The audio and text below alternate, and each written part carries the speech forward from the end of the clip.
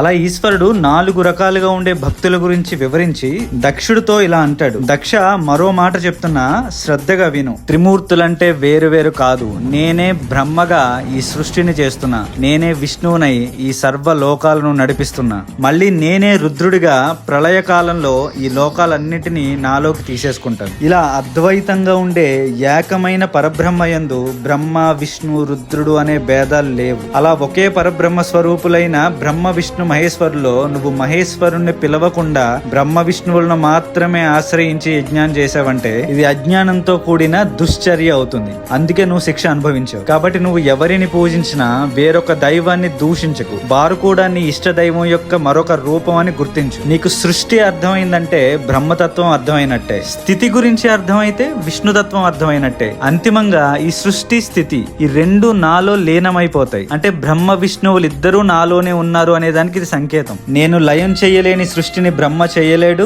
నేను నాశనం చేయలేని స్థితిని విష్ణువు నిర్వహించలేడు. ప్రళయకాలమందు సర్వ సృష్టి నాలో లీనమైపోయి సురక్షితంగా ఉంటుంది. ఇలా శంకరుడి మాటలు విన్న దక్షుడికి పూర్తి జ్ఞానం కలిగి పరమేశ్వరుడికి నమస్కరిస్తాడు. తర్వాత దక్షయజ్ఞం పూర్తవుతుంది. ఆ యజ్ఞం యొక్క పూర్తి ఫలాన్ని ఈశ్వరుడికి అందిస్తే ఈశ్వరుడి ద్వారా ఇతర దేవతలందరికీ కూడా ఫలం అందుతుంది. ఇది శివ మహాపురాణంలోని రుద్ర సంహితలో సతీఖండం ఇక్కడతో పూర్తయింది. రేపటి నుండి రుద్ర సంహితలోని పార్వతీఖండం మొదలవుతుంది. సతీఖండం మొత్తం ఫాలో అయిన వాళ్ళు ఖచ్చితంగా హరహర మహాదేవాని కామెంట్ చేయకుండా వెళ్ళకండి. అలాగే సతీదేవిని, వీరభద్రుని తలుచుకుంటూ సతీఖండానికి స్వస్తి. ఓం నమః శివాయ.